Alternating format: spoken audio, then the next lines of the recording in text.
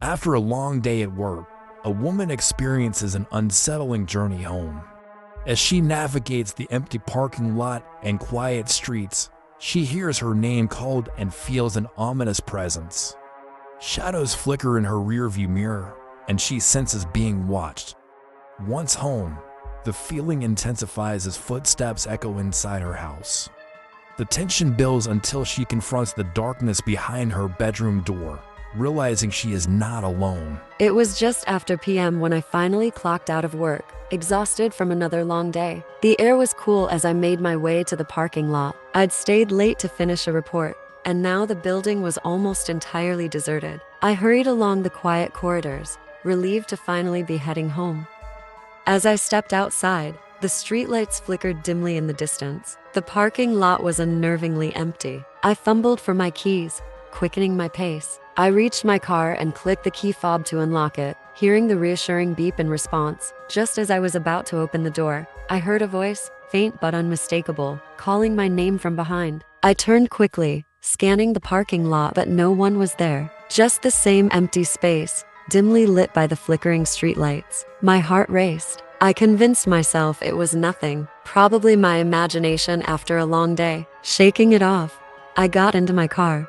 As I started the engine, the voice came again, this time clearer and closer. I froze. It was unmistakable. Someone was calling my name, but there was no one around. I glanced in the rearview mirror, half expecting to see a figure behind me, but the back seat was empty. I quickly reversed out of my parking spot and pulled out onto the main road, eager to get away. The streets were quiet, almost too quiet for this time of night. I checked my phone to see if there were any missed calls or messages, but there was nothing. As I drove through the silent streets, I noticed something strange in the rearview mirror. At first, it was just a shadow, something faint, barely visible in the corner of my eye. But as I focused on it, I saw what looked like a person sitting in the back seat. My heart leapt into my throat. I swerved the car, panicked, and looked back. The seat was empty. My pulse pounded in my ears as I tried to calm myself down. Maybe it was just a trick of the light, but deep down, I knew something wasn't right.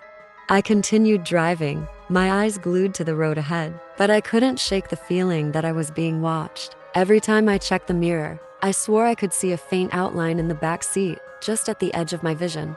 I pulled into my driveway, parking under the streetlight. The soft glow of the porch light offered a small sense of relief. I grabbed my bag and stepped out of the car, eager to get inside and lock the door behind me. As I approached the front door, I heard footsteps behind me. They were slow and deliberate, following my every move. My hands trembled as I fumbled with the keys. I swung around to face whoever was behind me, but no one was there. I quickly unlocked the door and stepped inside, slamming it shut behind me. My breath came in short, shallow gasps as I leaned against the door. For a moment, everything was silent, and I thought I was finally safe. But then, the footsteps started again. This time, they were inside the house. I stood frozen, my mind racing. The sound was coming from the hallway, moving slowly, getting closer. My stomach twisted in fear as the soft thuds echoed through the quiet of the house. I backed away from the door, grabbing my phone. I dialed 911,